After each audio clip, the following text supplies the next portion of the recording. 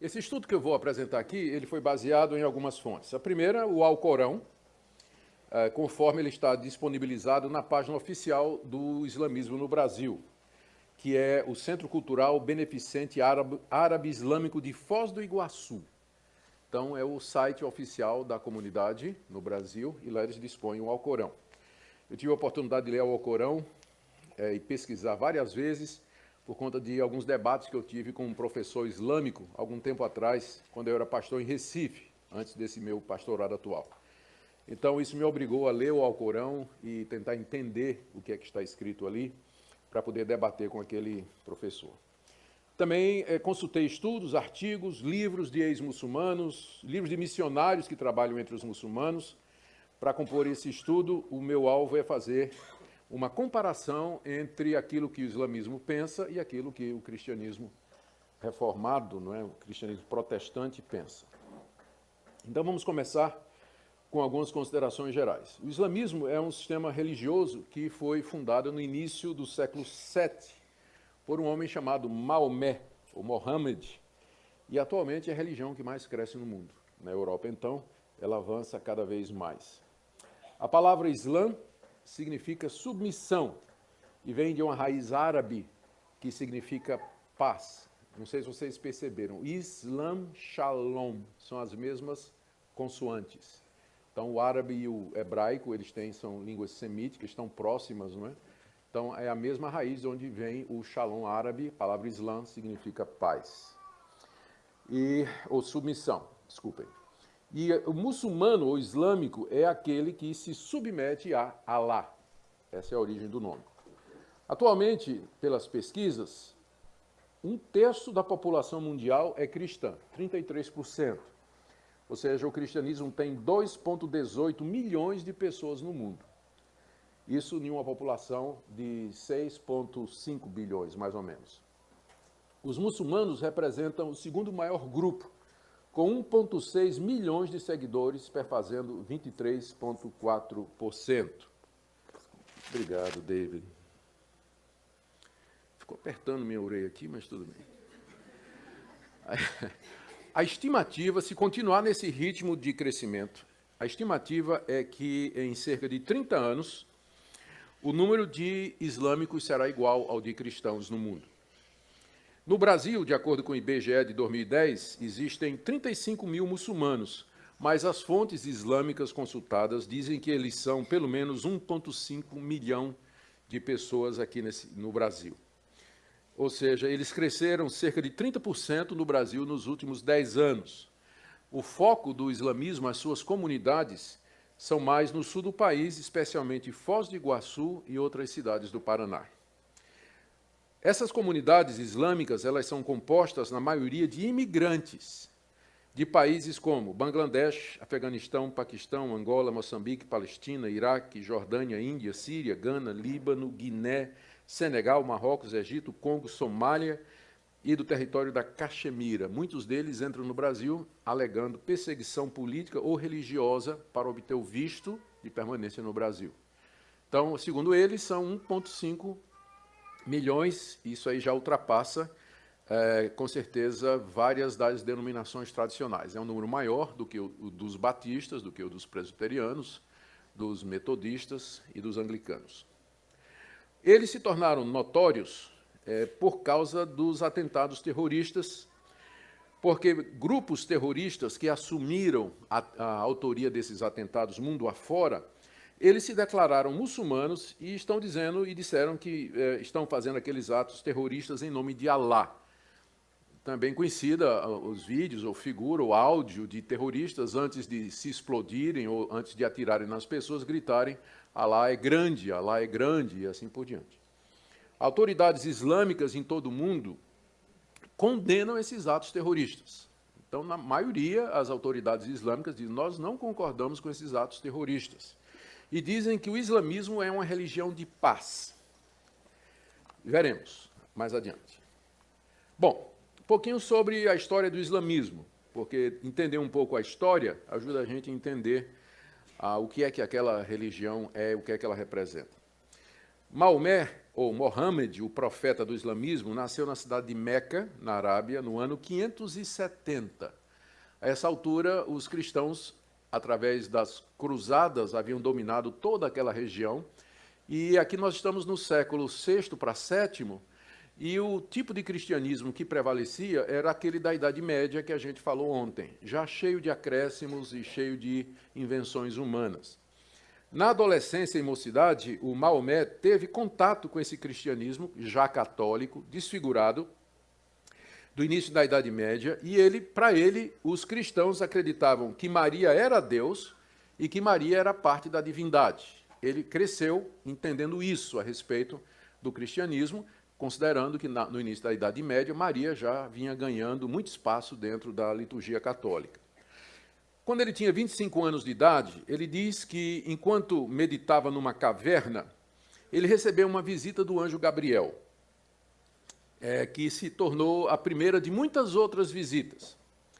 Durante essas visitas, que continuaram por cerca de 23 anos até que ele morreu, o anjo Gabriel revelou a ele as palavras de Alá. Alá é a palavra árabe que os muçulmanos usam para Deus.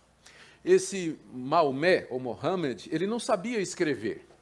O que é que ele fazia? Ele decorava e recitava essas revelações que o anjo Gabriel lhe dava a pessoas próximas, que então faziam cópias disso. E essas cópias, essas revelações escritas pelos amigos de Maomé, a partir das informações que ele deu, formam o que hoje conhecemos como o Corão, que é o livro sagrado do islamismo. Ou seja, a fonte de autoridade deles, como nós vamos ver, é exatamente esse livro que contém as revelações do anjo Gabriel a Mohammed durante 23 anos. Aos poucos, Maomé foi sendo reconhecido pelos seus familiares e parentes como sendo realmente um profeta de Deus. Então ele se muda de Meca para Medina, uma outra cidade importante na Arábia, e lá ele se torna não somente um líder religioso, mas também político e militar. E começa a liderar os seus seguidores e liderou os seus seguidores em mais de 20 guerras muito sangrentas para conquistar e derrotar os inimigos da nova fé que ele estava ensinando. E ele estava querendo ampliar o território dos seus seguidores. Então, aqui ele enviou à guerra mais de 47 expedições de guerreiros, e ele próprio matou Ubay ben Khalaf com suas próprias mãos, que era um inimigo dele. Ele morreu doente em 632, meados do século VII, com 62 anos. Quando ele morreu, os seus seguidores entraram em disputas sangrentas para definir quem era o sucessor de Mohammed. E aí dá-se o nome de califa, o sucessor de Maomé, que legitimamente haveria de ser o seu sucessor.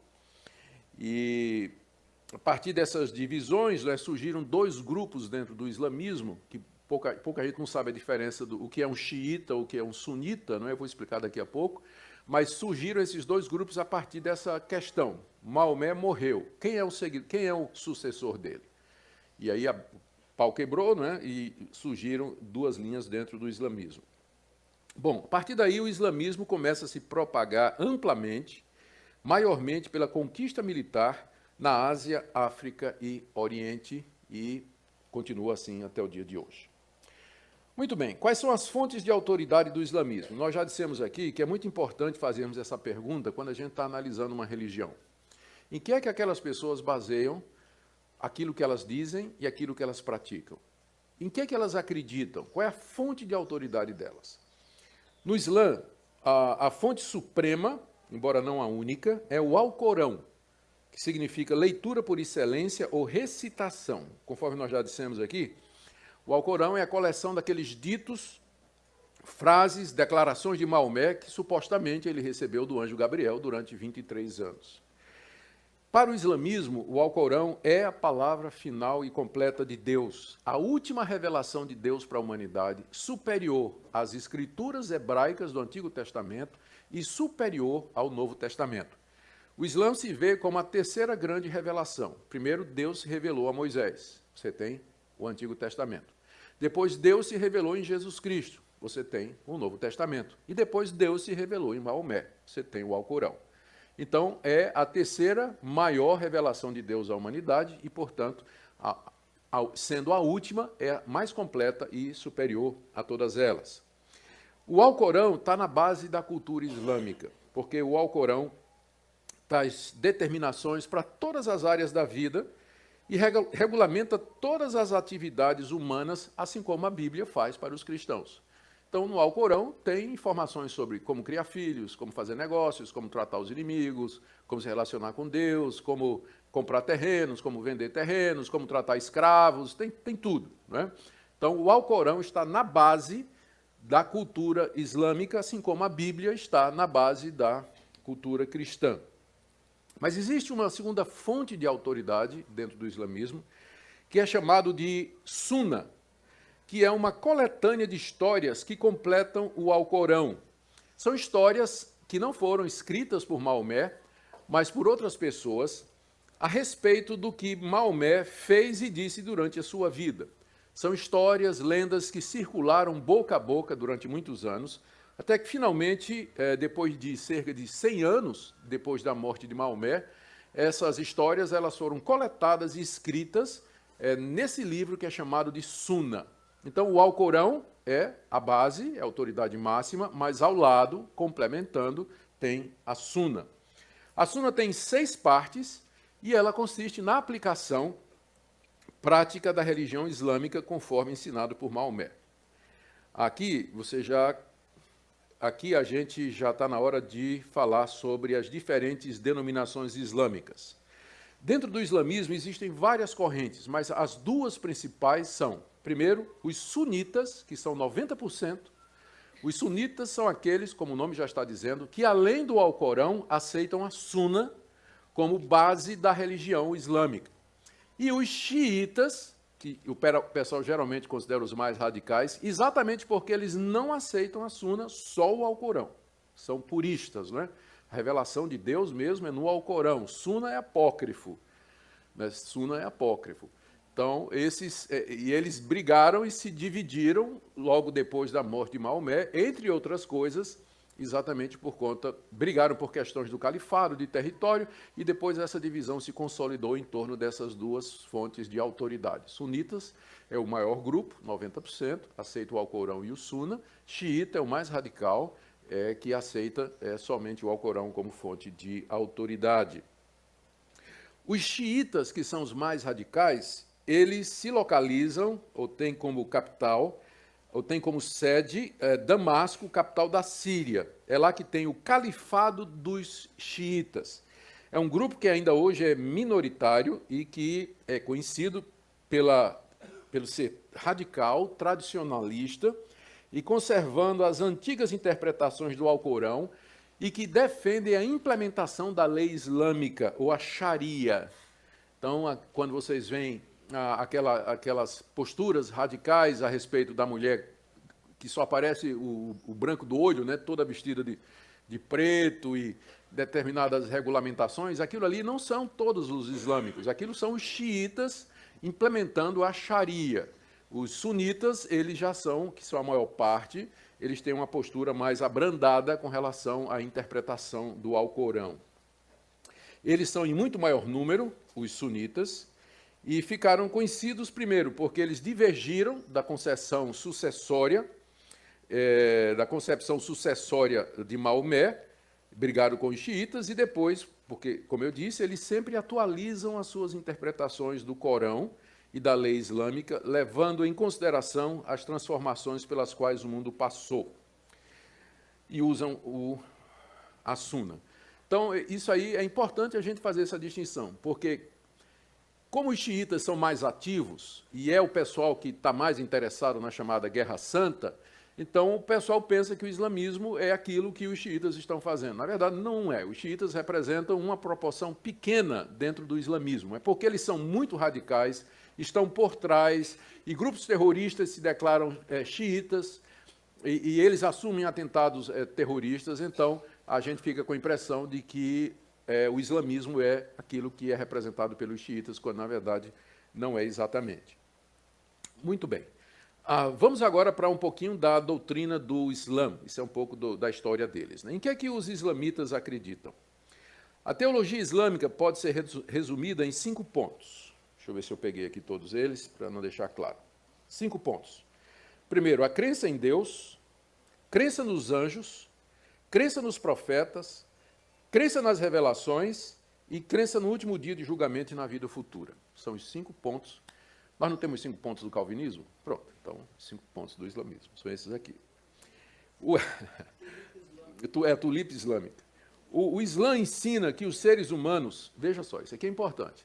O Islã acredita que os seres humanos nascem espiritualmente neutros. Eles não têm o conceito de pecado original. A criança nasce neutra, ela nasce livre de pecado, ela não é contaminada pelo pecado. E, portanto, o ser humano, desde o seu nascimento, é perfeitamente capaz de obedecer os requisitos de Deus completamente. E mesmo depois que eles cometem algum erro ou algum pecado, eles ainda permanecem neutros. Ou seja, a natureza humana ela não é manchada ou tingida pelo pecado, desde o nascimento até a morte da pessoa. O foco são os atos das pessoas. O que é que elas fazem? A natureza delas é boa, é neutra, não é? Então, as pessoas têm liberdade para decidir e seguir um lado ou seguir o outro. Portanto, a necessidade da humanidade, de acordo com o Islã, não é de salvação, porque o homem não nasce perdido e ele não está perdido, por enquanto. O que ele precisa é de instrução para tomar as decisões corretas, obedecer a Deus, seguir o caminho da perfeição e depois herdar o paraíso. É por isso que no Islã não tem um salvador, mas tem um profeta. O cristianismo tem um salvador, porque o cristianismo crê que os homens estão perdidos, eles estão contaminados pelo pecado. O Islã não crê nisso, por isso Maomé não é o salvador dos islamitas, dos muçulmanos, mas ele é o profeta, aquele que traz a instrução pela qual o islâmico fiel poderá chegar até ao paraíso. E quais são as instruções de Maomé? O que é que o profeta do islamismo ensinou? Isso pode ser resumido em 5 pontos. Primeiro, crença em um único Deus. Os muçulmanos acreditam que Alá é o único, eterno, criador e soberano Deus do universo. Nesse ponto, o islamismo vem compor as 3 grandes religiões monoteístas do mundo. Quais são as 3 grandes religiões monoteístas do mundo? O judaísmo, que acredita que só há um Deus. O cristianismo, que diz que só há um Deus. E o islamismo, que acredita que só há um Deus. É claro que a concepção, quando se faz a pergunta, mas quem é Deus, então, para judeus, cristãos e islâmicos, você vai ter uma resposta diferente. Mas essas 3 grandes religiões, elas são monoteístas. As demais são religiões que creem em muitos deuses ou em Deus impessoal. É bom lembrar que tanto o cristianismo, o judaísmo como o islamismo acreditam que esse Deus ele é pessoal. Enquanto que em muitas religiões orientais, o Deus que eles acreditam, na verdade, é a força que permeia o universo. Eles são chamados de panteístas, não é? Chamados de panteístas. Bom, então os islâmicos acreditam em Alá como sendo o único Deus. Maomé diz no Alcorão que ele não pretendeu trazer um Deus novo, mas simplesmente o Deus dos judeus e dos cristãos. Ele diz que Alá é o mesmo Deus de Israel e o Deus da igreja. Mas ele nega a Trindade e considera blasfêmia. Ele diz que é uma blasfêmia afirmar que Deus é triuno. Ele rejeita a idolatria de Maria, que ele aprendeu quando jovem, nos primeiros anos de contato com padres e monges cristãos, e diz que Alá é uno, não é trino, que a Trindade é uma blasfêmia. Alá é único e age de forma direta no mundo, e tudo que acontece no mundo é resultado da intervenção direta de Alá. Então, primeiro ponto, Crença em um único Deus, é monoteísta. Segundo, crença nos anjos. Segundo ponto da teologia islâmica. Os anjos foram criados por Alá e são todos fiéis a Alá, com exceção de um anjo chamado Iblis ou Shaitan, que é Satanás. Só tem um anjo rebelde, que é Iblis. Os outros anjos, todos permaneceram fiéis a Deus, à exceção de Shaitan ou Satanás. O anjo mais mencionado no islamismo é exatamente o Gabriel, aquele que apareceu a Maomé, trazendo a revelação e daquilo que Alá queria lhe passar. Ainda dentro disso, aqui é interessante. Quem já assistiu, todo mundo conhece a história de Aladim e o gênio. Lembra da história? As crianças vão lembrar, né? E todos nós, a gente já viu isso aí. Esfrega a lâmpada e aparece um gênio. Vocês sabem de onde vem isso? Do Alcorão.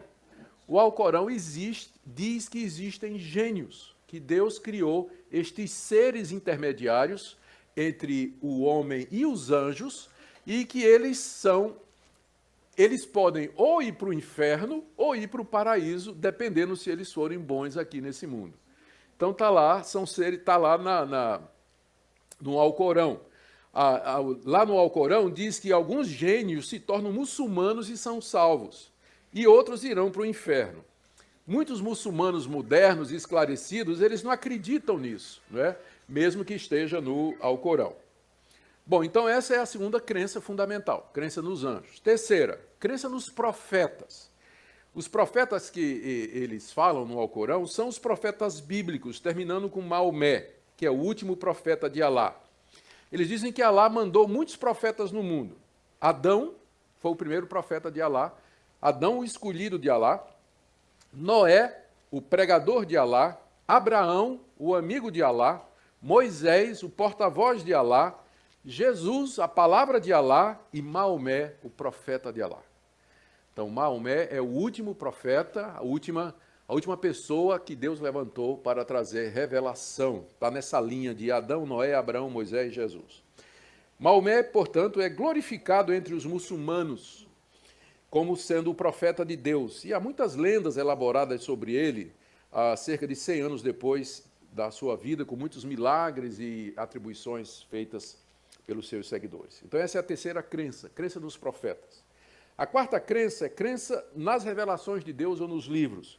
O muçulmano, aqui é interessante, o muçulmano aceita certas partes da Bíblia, como o Torá, que é os 5 livros de Moisés, e os evangelhos. Eles dizem que aceitam isso aí.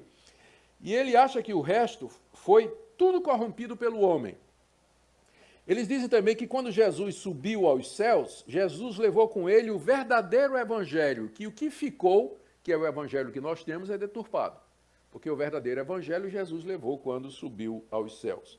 Somente o Alcorão é a revelação perfeita e última de Deus, superando o Antigo Testamento e o Novo. Por isso, quando você vai conversar com um muçulmano, ele não vai negar a existência de Jesus, que Jesus era de Deus.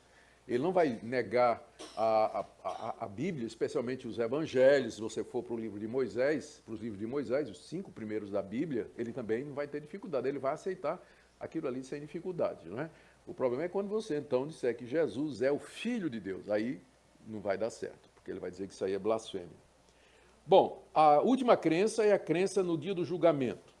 Veja só, na teologia islâmica, todos serão ressuscitados no último dia, o dia do juízo, que não tem segunda vinda, né? Ele não espera que Maomé voltará em glória, mas Deus tem marcado um dia do juízo, o julgamento final. Quando esse dia chegar, Deus vai ressuscitar todos os mortos e todos irão para o inferno, todos, inclusive os muçulmanos. De lá serão resgatados os que tiverem merecimento e então entrarão no paraíso. Que é descrito, olha só, o paraíso muçulmano é descrito como um lugar cheio de frutas, rios, pedras preciosas, leite, mel e vinho, especialmente virgens para desfrute e deleite dos homens. Pois é. Eu vou ler aqui o Alcorão. Já estou vendo crente aqui pensando em se tornar muçulmano. Nada disso, hein? Olha, eu vou ler aqui o Alcorão, a surata 56, suratas são as divisões, tá? O Alcorão tem várias suratas, ele é dividido em suratas e depois em capítulos. Desculpa, em versículos. Surata equivale a capítulo. Eu vou ler aqui a surata 56, que é o capítulo 56, versículos de 12 a 40, um resumo. Diz assim, falando sobre aqueles que vão para o paraíso. E se deitarão sobre leitos incrustados com pedras preciosas, frente a frente, onde lhes servirão jovens de frescores imortais, com taças e jarras cheias de vinho. Pronto, aí não vai ter mais problema do padre tomar vinho, que a gente toma quanto a gente quiser, né? Jarra cheia de vinho, que não lhes provocará dores de cabeça, nem intoxicação. Quer dizer, aí você pode tomar à vontade, né? Frutas de sua predileção, carne das aves que desejarem. E aí vem, ó. E deles serão as húris, virgens de olhos escuros, castas como pérolas bem guardadas, em recompensa por tudo quanto houverem feito. Sabei que criamos as húris para eles e as fizemos virgens, companheiras amorosas para os justos. Isso está no Alcorão, Surata 56, versículos de 12 a 40. Esse é o paraíso islâmico. Aquele conceito que vocês já ouviram falar, de que cada guerreiro que morre em luta pelo Islã, ele será recompensado com 72 virgens no paraíso, não está no Alcorão, mas está na Suna. Está na Suna. Então é de lá que eles tiram essa ideia de que aquele que morre, aquele que se suicida, o homem-bomba, não é? Ele vai para o paraíso, onde terá 72 virgens para ele. A Suna, no volume 4, ele diz o seguinte, a menor recompensa para aqueles que se encontram no paraíso é um átrio com 80 mil servos e 72 esposas, sobre as quais repousa um domo decorado de pérolas aguamarinas e rubis. E o inferno? Eles acreditam em inferno também. O inferno é de fogo. E para lá vão os homens e os gênios maus, aquele da lâmpada. Mas aquele era bonzinho, né? Ele deve ter ido para o paraíso, ou vai para o paraíso ainda. De acordo com a Suna, o califa Ali ibn Abi Talib, que foi o terceiro califa depois de Maomé, perguntou uma vez, você sabe com o que se parecem os portões do inferno? Então, o comentarista Al-Baidavi pôs uma mão sobre a outra, indicando que há 7 portões, um em cima do outro. Para você entrar no inferno, são 7 portões. Então, presta atenção para você descobrir qual é o seu. Há 7 portões, através dos quais serão admitidos os condenados pelo seu grande número. As camadas que eles vão descer, conforme a sua graduação, são estas. E aqui estão as 7 portas do inferno. A mais alta garrama é para os monoteístas rebeldes, são os cristãos, provavelmente. Ou os judeus, não é? São os judeus, na verdade. Monoteístas rebeldes são os judeus. O segundo portão do inferno é Aulaza, fornalha, que é para os judeus. O primeiro é para os monoteístas rebeldes. Sim, monoteísta rebelde é o muçulmano que se revolta contra o islamismo e larga o Islã. Então, a primeira porta do inferno é para eles. A segunda porta do inferno é para os judeus. A terceira é Al-Hutama, o esmagado, que é para os cristãos. Então você já sabe qual é o seu. Terceiro. A quarta porta é o Al-Sair, fogueira, que é para os sabaenos, que era uma dissensão dos muçulmanos naquela época. O quinto portão do inferno é Sakar, calor ardente, que é para os adoradores do fogo. Deve se referir às religiões místicas orientais lá daquela época. O sexto é o inferno, que é para os incrédulos. E o sétimo é a fossa para os enganadores. Então, o inferno islâmico tem 7 portões por onde entrarão essas categorias depois da ressurreição, né? Aliás, vocês lembram disso? Que, por enquanto, quem morreu está morto. Está esperando o dia do juízo. No dia do juízo, Alá vai ressuscitar todo mundo e vai dar o merecimento. Quem merecer vai para o paraíso, que eu descrevi, e quem não merecer vai para o inferno, entrando por um desses portões aqui que eu mencionei. Eles creem também, a sexta crença aqui, é na predestinação. Atenção, por favor, ouçam antes de tirar conclusões.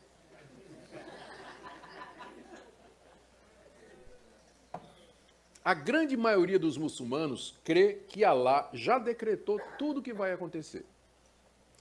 Eles atestam a soberania de Deus com sua frase frequente, Inshallah, que significa se Deus quiser. Para eles, Deus é o autor, inclusive do mal, e não existe livre-arbítrio. Portanto, o homem deve ocupar-se das coisas do além e do mundo futuro. E alguns autores sugerem que essa é a causa pela qual os países islâmicos não são hoje muito diferentes do que eram na Idade Média. O determinismo impede a curiosidade e a investigação e o empreendedorismo. Os países islâmicos dependem da sua reserva de petróleo. Mas em termos de produção, em termos de criação, em termos de indústria e tudo mais, você vê que hoje, basicamente, a economia é como sempre foi, a dependência do petróleo, não é? E alguns autores acham que isso é porque essa crença de que Alá determinou todas as coisas impede a curiosidade, a descoberta, a pesquisa e o avanço. Muito bem. Então, estas são as 6 principais, eu disse que era 5, na verdade são 6 principais crenças do Islã. E quais são os deveres, então, do islamita? O que é que alguém tem que fazer para se tornar um muçulmano? O que é que caracteriza um muçulmano? Aqui, mais uma vez, aqui nós temos o chamado os 5 pilares do Islã, que são 5 práticas, o que eu falei foi a teoria, né? O que é que eles acreditam, o que é que eles praticam, 5 coisas. São 5 princípios que compõem o quadro de obediência para os muçulmanos. É a expressão pública do islamismo e a essência da religião deles. São 5 pilares. Primeiro, o testemunho de fé ou declaração em árabe. Não há outro Deus senão Alá e Maomé é o seu mensageiro. Para você se tornar muçulmano, você tem que declarar isso publicamente. É semelhante à nossa profissão de fé nas igrejas evangélicas, né? Eu creio que Jesus Cristo é o Filho de Deus. Então, para você se tornar muçulmano, o muçulmano verdadeiro, ele tem que fazer essa declaração. Eu creio, não há outro Deus senão Alá e Maomé é o seu mensageiro. Essa é a declaração de fé básica do Islã. Uma pessoa só pode se converter ao islamismo se afirmar esse credo. E um muçulmano acredita apenas em Alá como Deus, que é revelado por Maomé. É isso que significa. Segunda prática. Primeiro, o testemunho, a declaração. Segundo, as orações, chamadas de salat. São 5 orações em árabe que precisam ser feitas 5 vezes todos os dias, de joelhos e prostrados na direção de Meca. O quadro é bem conhecido de todos, daqueles homens ajoelhados em cima de tapetes, né, completamente. 5 vezes por dia, o verdadeiro muçulmano, ele abre o seu tapetezinho, onde ele estiver, determinados horários, ele se ajoelha na direção de Meca e lá ele faz as suas orações. Terceira prática é a prática da esmola, ou zakat, que são dádivas rituais. Essa esmola que todo muçulmano dá lá para a sede principal do islamismo, ela é uma porcentagem administrada uma vez por ano. Em alguns países islâmicos já está incluído no imposto. Quando você vai declarar, pagar um imposto, né, que todos os cidadãos islâmicos eles pagam imposto, ele já inclui a oferta, né, ou a dádiva, uma porcentagem dos seus bens e dinheiro que vai exatamente para sustentar a religião. Quarta prática, jejum. Os muçulmanos jejuam durante o Ramadã, que é o 9º mês do calendário islâmico, que para nós é entre junho e julho. Todo mundo conhece essa prática do Ramadã, não é? Que é o jejum islâmico. Eles não devem comer ou beber nada desde o amanhecer até o entardecer. E por último, a peregrinação. O muçulmano deve fazer a peregrinação a Meca, na Arábia Saudita, pelo menos uma vez na sua vida. E essa peregrinação é realizada em setembro. Em 2016, essa peregrinação se tornou um alvo assim da imprensa, né? Foi muito divulgada, porque cerca de 500 pessoas morreram no tumulto acontecido durante um evento lá em Meca. Houve um estouro da boiada, né? Houve uma multidão muito grande lá em Meca e 500 árabes morreram pisoteados pelos seus próprios colegas lá, infelizmente. Muito bem, a entrada de um muçulmano no paraíso depende dele praticar essas 5 coisas. E ainda assim, Deus pode rejeitá-lo. Nem mesmo Maomé sabia se Alá iria admiti-lo ao paraíso. Veja o capítulo 46, versículo 9 do Alcorão, onde ele diz que nem ele mesmo tem certeza se Alá vai permitir que ele entre no paraíso. Ou seja, mesmo que você seja um muçulmano obediente, praticando os 5 pilares do islamismo, ainda assim, no dia do juízo, Deus se reserva o direito de lhe deixar entrar no paraíso ou não. Há um outro dever imposto aos muçulmanos, que é polêmico, que é a jihad ou guerra santa. A palavra jihad significa esforço e significa o esforço para se levar o islamismo a todo mundo. O Alcorão promete uma recompensa maior aos que se envolverem na jihad, guerra santa, do que aos outros. Aqui eu vou ler a Surata 4, verso 95. Os fiéis que sem razão permanecem em suas casas e jamais se equiparam, que ficaram em suas casas, jamais se equiparam àqueles que se sacrificam os seus bens pela causa de Deus. Alá concede uma dignidade maior àqueles que sacrificam seus bens e suas vidas do que àqueles que permanecem em casa. Embora Deus prometa a todos os fiéis o bem, ele sempre dará aos combatentes uma recompensa superior aos que permanecerem em sua casa. Então, os que se envolverem na guerra santa, que é o esforço para levar o Islã a todo mundo, esses receberão uma recompensa maior do que o islâmico, ainda fiel, ainda que seja fiel, mas que fica em casa e não se envolve na guerra. Veja só, para os sunitas, 90% dos islâmicos, e que tem aquela visão mais branda, para os sunitas, a jihad é uma obrigação circunstancial.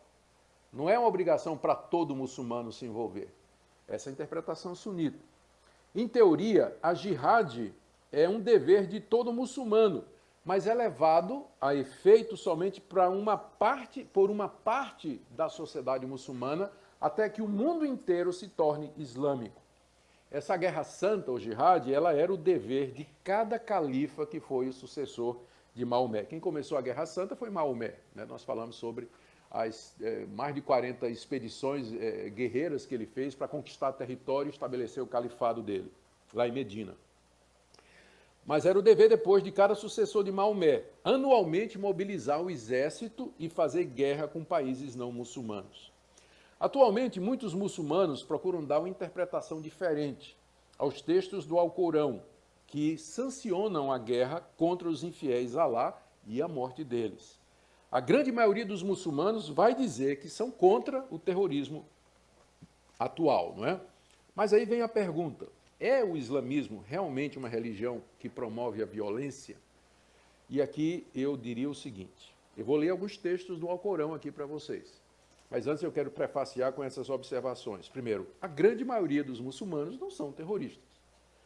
Na verdade, a lei religiosa islâmica, ela proíbe a matança intencional de não combatentes no campo de batalha, proíbe o suicídio. Essa visão da jihad é de uma pequena minoria que permite estas coisas e que se envolve em atividades terroristas. Agora, deixe eu ler para vocês, julguem vocês mesmos, alguns textos do Alcorão que têm sido usados para defender a jihad ou a guerra santa. A segunda surata, segundo capítulo do Alcorão. Combatei pela causa de Deus aqueles que vos combatem. Porém, não pratiqueis agressão, porque Deus não estima os agressores. Matai-os onde quer que se encontrem, e expulsai-os de onde vos expulsaram. Não os combatais nas cercanias da mesquita sagrada, lá em Meca, a menos que vos ataquem. Mas se ali vos combaterem, matai-os. Tal será o castigo dos incrédulos. E combatei-os até terminar a perseguição e prevalecer a religião de Deus, que é o islamismo. Quarta surata. Os hipócritas anseiam que renegueis, como renegaram eles, para que sejam todos iguais. Não tomeis a nenhum deles por confidente, até que tenham migrado pela causa de Deus. Se eles se rebelarem, capturai-os e então matai-os onde quer que os acheis. Ainda na quarta surata. Encontrareis outros que intentarão ganhar a vossa confiança. Toda vez que forem chamados à intriga, nela se sucumbirão. Se não ficarem neutros em relação a vós, nem vos propuserem a paz, capturai-os e matai-os onde quer que os acheis. E para isso vos damos autoridade absoluta. Nona surata. Cumpri o ajuste com os idólatras, com quem tenhais um tratado, e que vos não tenham atraiçoado, nem tenham secundado ninguém contra vós. Cumpri o tratado até a sua expiração.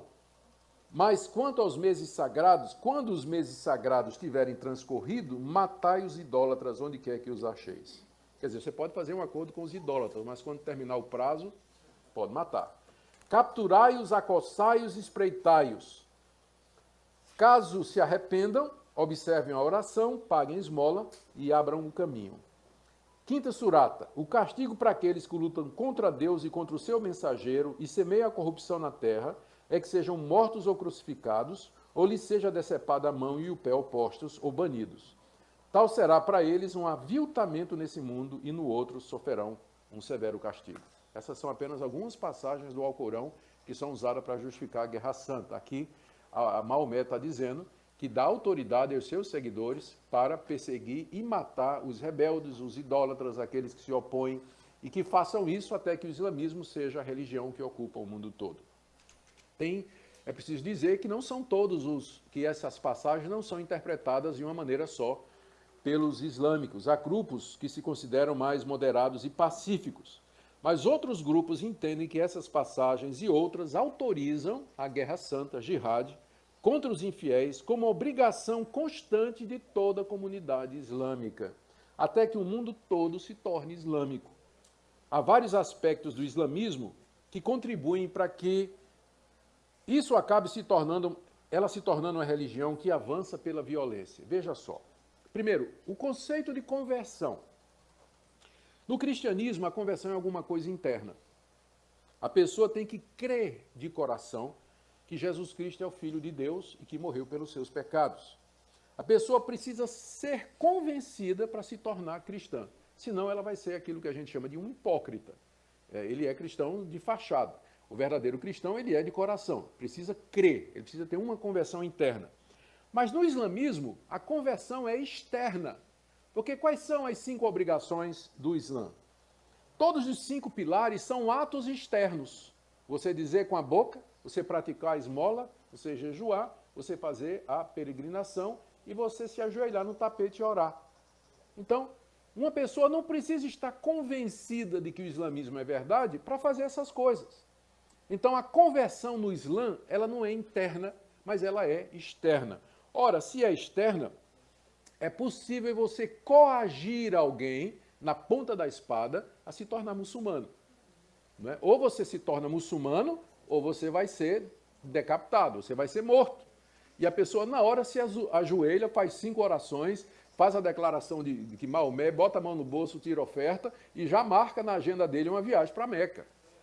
Então, debaixo da espada, todo mundo faz isso. Mas ninguém pode fazer isso, alguém se tornar um cristão na base da violência, porque ele não vai. O cristianismo é interno, é uma conversão. Então, o conceito de conversão no Islã está por detrás do avanço dele. Ele avança, ele entende que avança o reino de Deus à medida que ele conquista territórios e faz com que aqueles povos conquistados se curvem à lei islâmica e adotem aqueles pilares que nós mencionamos aqui. Outra coisa que é importante lembrar é o conceito de terra. O cristianismo não está ligado a terra nenhuma, nação ou país em particular. O judaísmo sim, mas o cristianismo não. O reino de Cristo é espiritual. Por exemplo, se a Europa inteira se tornar ateia, os cristãos não vão organizar uma guerra para conquistar a Europa de volta para o cristianismo, como infelizmente os cruzados fizeram equivocadamente no início da Idade Média. Mas hoje a gente não temos território. O cristianismo não é uma religião baseada num território. Na verdade, nós nos consideramos herdeiros do mundo todo, mas isso acontecerá somente na vinda de Jesus Cristo, quando ele instalar o novo céu e a nova terra onde habita a justiça. Mas nós não fazemos cruzada para recuperar território que se deixou de ser cristão para se tornar uma outra religião. Mas no islamismo, cada pedaço de terra de um país pertence a Alá e eles estão dispostos a brigar por isso. Conquista de território, conquista de nação. Não devemos esquecer, contudo, que a origem da violência está no coração do homem. Né? A gente está explicando o que é que existe no islamismo que facilita essa pecha de uma religião violenta e guerra de conquista, jihad e tudo mais. Mas a gente tem que lembrar que mesmo entre os cristãos existe violência, existe a maldade, porque nós cremos naquilo que os islâmicos não creem, né? Na corrupção do coração humano. Um assunto não muito polêmico, o lugar da mulher no islamismo. Deixa eu ler aqui. Toma uma aguinha antes disso, por favor.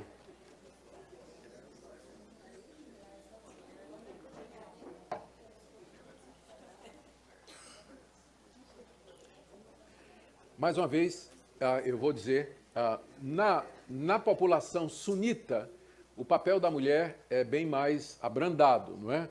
No lado xiita, que segue a Sharia, ou a lei islâmica, então a questão é mais radical. No islamismo em geral, a mulher é considerada como um brinquedo. No seu livro sobre o islamismo, o intérprete Al-Musannaf, no volume 1, parte 2, página 263, é um dos sábios muçulmanos, ele disse: Umar, o justo califa, estava certa vez falando quando sua esposa o interrompeu. E ele disse a ela: você é um brinquedo, se eu precisar de você eu lhe chamo. Eita. Amru bin al-As, também um califa, disse: mulheres são brinquedos, escolha uma. Maomé disse: a mulher é um brinquedo, quem quiser levá-la deve cuidar dela. Pelo menos cuidar, né? Segundo Ahmed Zaki Tufaha, na página 180 do livro A Mulher e o Islamismo. Então, o que é a ideia de um brinquedo? Que a mulher existe para o prazer do homem. E que o homem, então, pode escolher a mulher que queira, desde que cuide dela e assim por diante. Segundo ponto, a superioridade do homem sobre a mulher. Na Sura 4, que é o capítulo 4 do Alcorão, Maomé declara: os homens têm autoridade sobre as mulheres porque Alá fez um superior ao outro. Então, Deus criou o homem superior à mulher. E no livro A Mulher e o Islamismo, Ahmed Zaki Tufaha escreveu: Deus estabeleceu a superioridade do homem sobre a mulher pelo verso acima. Ele cita exatamente esse verso que eu acabei de ler. O que não permite a igualdade entre o homem e a mulher. Porque aqui o homem está sobre a mulher devido à sua superioridade intelectual. Casamento forçado. Diz aqui, no livro sobre islamismo e a mulher, o Sheikh Ibn Timiha, na página 39. A virgem pode ser obrigada por seu pai a ser dada em casamento sem ser consultada. No mesmo volume, na página 29 e 30, ele escreveu: mesmo a virgem adulta, o pai pode obrigá-la a casar-se. Isso está de acordo com Melek Ibn Ons, Al-Shafi, Ibn Abbas, que são os principais legisladores do islamismo, especialistas na lei islâmica. Ibn Hazm, que é um dos maiores estudiosos do islamismo, disse no seu livro, olha o título do livro, O Adocicado. Na parte 9, páginas 458, ele diz: o pai pode consentir em dar sua filha em casamento sem a permissão dela, porque ela não tem escolha. Exatamente como Abu Bakr el-Siddiq, que foi o primeiro califa depois de Maomé e era sogro de Maomé, fez com que sua filha Aisha, quando ela estava com a idade de 6 anos de idade, fosse dada a Maomé. Essa menina, Aisha, de 6 anos, foi dada pelo pai em casamento ao profeta Maomé, sem a permissão dela. E mais tarde essa Aisha escreveu: o mensageiro de Alá, que é Maomé, me tomou como sua noiva quando eu tinha 6 anos, e tomou-me como sua esposa quando eu completei 9 anos de idade. Maomé tinha 54 anos de idade quando se casou com Aisha, que era essa menina de 6 anos, que se tornou mulher dele aos 9 anos. Número de esposas. Embora a tendência no Islã seja monogamia, a poligamia é aceita no Alcorão.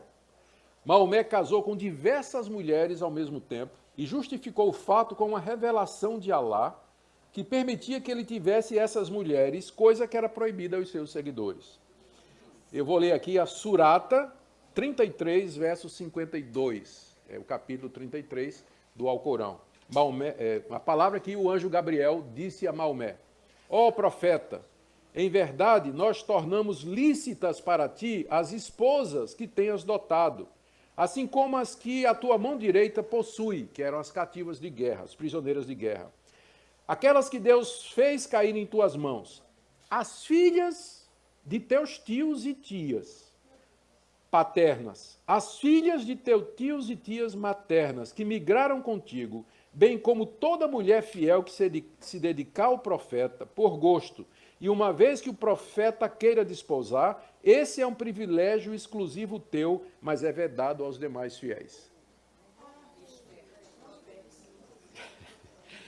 Então, de acordo com o islamismo, o homem pode se casar com até 4 mulheres livres ao mesmo tempo e pode divorciar-se de uma delas e casar-se com uma quinta, desde que não mantenha mais do que 4 esposas ao mesmo tempo.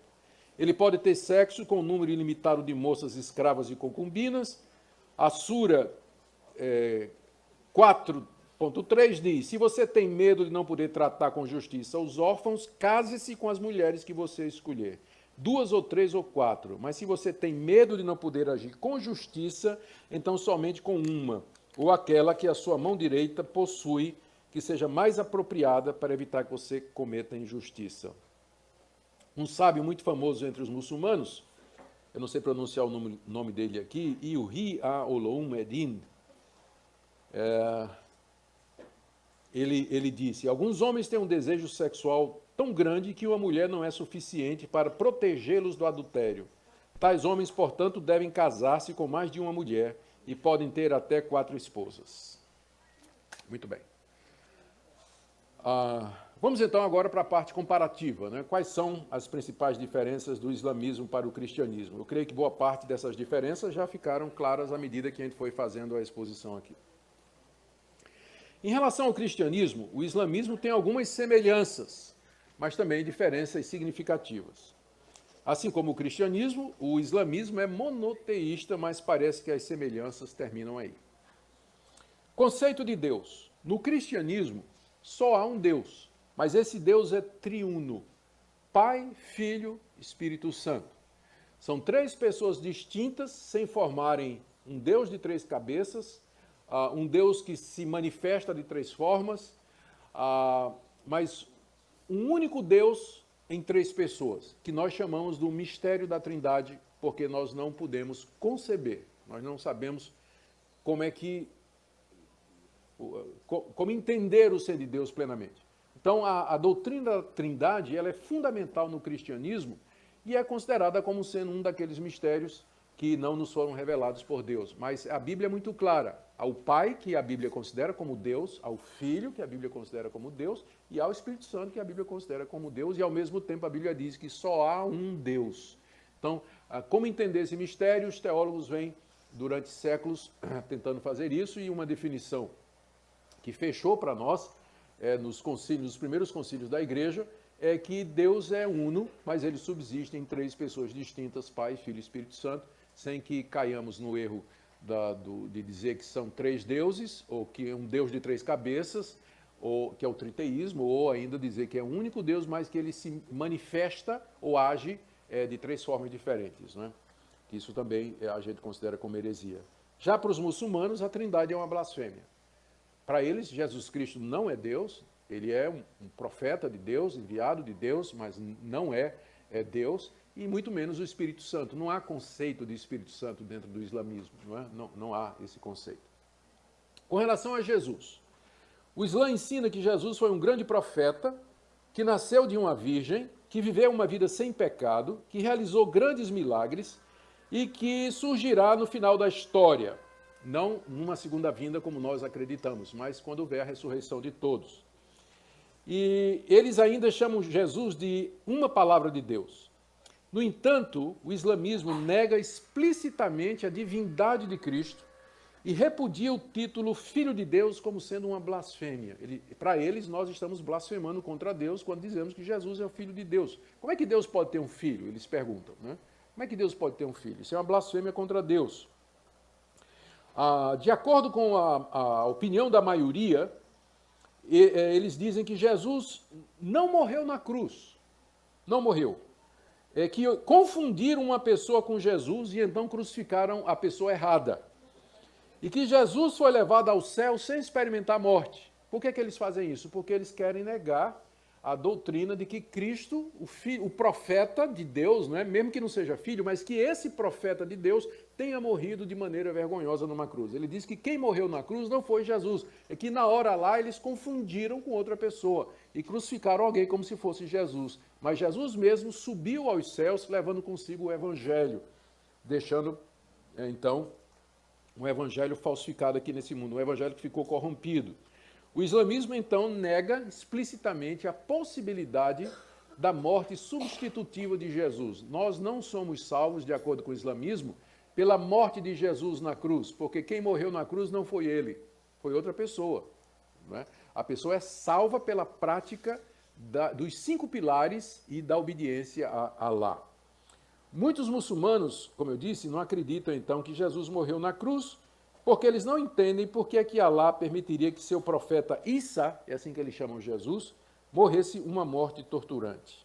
Contudo, a Bíblia mostra como a morte do perfeito Filho de Deus é fundamental para que nós tenhamos perdão de pecados, para que nós possamos herdar a vida eterna. Somos pecadores, indignos de alcançar o favor de Deus, pela nossa moralidade, pela nossa obediência. Nós podemos fazer os rituais religiosos que forem, esses rituais não pagam nossa culpa diante de Deus. É preciso que a culpa seja paga com sangue, com vida. E o cristianismo, então, ensina que Jesus, sendo Filho de Deus, é aquele que na cruz do Calvário levou sobre si as nossas iniquidades, tomou sobre si a nossa culpa, e com base naquilo que ele fez na cruz, Deus então oferece livremente o perdão de pecados e a vida eterna a todo aquele que se arrepende e crê. Então essa é a diferença crucial entre o islamismo e o cristianismo. O islamismo é a religião de salvação por obras, por obediência, por dedicação aos 5 pilares, por seguir a lei islâmica conforme ela foi proposta por Maomé. Terceira diferença é a questão de fonte de autoridade. Como eu disse, o Islã acredita que o Corão é a autoridade final e a última revelação de Alá. Entretanto, para nós, a Bíblia é a última revelação de Deus. O livro de Apocalipse, quando termina, proíbe a adição ou subtração à palavra de Deus. Mesmo que o Islã acredite que o Corão está na linha de continuidade com o Antigo Testamento Novo e ela é a última revelação, basta você ler o Corão e comparar com o Antigo Testamento dos judeus e o Novo Testamento dos cristãos e você vai ver a incompatibilidade. Se você lê o Novo Testamento comparado com o Antigo, você vê que o Novo é a continuidade lógica do Antigo. Mas o Alcorão não é a continuidade de absolutamente nem o Antigo Testamento, nem o Novo Testamento, mas é uma religião nova, mesmo que eles queiram dizer que eles são o segmento, a consequência e a revelação final de Deus, o cumprimento daquilo que Deus queria ter dito desde o começo. Sobre a salvação, já falamos, o islamismo entende que se pode ganhar o paraíso através de boas obras e obediência aos 5 pilares, enquanto que a Bíblia, ao contrário, revela que o homem não pode se comparar com um Deus santo. Apenas por causa da misericórdia e do amor de Deus é que pecadores são salvos pela fé. Outro ponto de diferença aqui é a evangelização. O islamismo pretende converter o mundo inteiro. Ele quer transformar o mundo num reino islâmico com um território governado por leis religiosas e políticas, que é a lei islâmica ou Sharia. O islamismo acredita na conquista e conversão de povos à sua fé, por vezes mediante a guerra, onde a tática que eles vêm usando, onde a guerra não é possível ou não é bem vista, é da multiplicação. Quanto mais filhos o homem tiver, melhor. Por isso, eles têm várias mulheres, muitas mulheres, e têm dezenas de filhos. E hoje o islamismo cresce na Europa mais do que o cristianismo, não é por conta de guerra, mas é exatamente por conta dessa multiplicação dos islâmicos através do surgimento de filhos. O europeu não quer ter filhos mais, vocês sabem disso. O governo, em alguns países, ele paga casais, ele estimula os casais com uma dotação orçamentária, um bônus para que tenham filhos. Mas, hoje em dia, qual é a tendência do mundo ocidental? É que homem e mulher se casam e cada um tem seu emprego, sua profissão, vai cuidar da vida, vão se divertir. Ninguém quer criança. Criança dá trabalho, né? Vai prejudicar a minha carreira, o meu anseio profissional e tudo mais. Essa é a visão do mundo ocidental. Então, hoje, a média de filhos por casal na Europa é 0,5%, né? 0,5%, enquanto que entre os islâmicos é 6, 7, 8%, né? Então, é a mesma coisa no Brasil, né? As famílias grandes são cada vez mais raras hoje em dia, né? E cresce cada vez mais a tendência dos brasileiros se casarem, a mulher seguir uma profissão, uma carreira, filho atrapalha, e no máximo um, né? Quando muito dois, e o resultado é que, enquanto isso, os muçulmanos estão se multiplicando como coelhos, né? Aqui no Brasil. Bom, devido a essas diferenças e contradições essenciais, portanto, o islamismo e o cristianismo não podem ser verdadeiros os dois ao mesmo tempo. Ou um está certo e o outro é errado, ou o outro está errado e um está certo. A Bíblia e o Alcorão não podem ser ambos a palavra de Deus, porque se contradizem. A verdade tem consequências eternas. Então, é isso, meus irmãos. Eu queria orar com vocês, depois nós vamos ter um período de perguntas e respostas. Ó Deus, nós queremos pedir graça e misericórdia quando nos deparamos com o estudo de outras religiões e nós ficamos incertos ou perguntando que bases nós temos para acreditar que a nossa é verdadeira.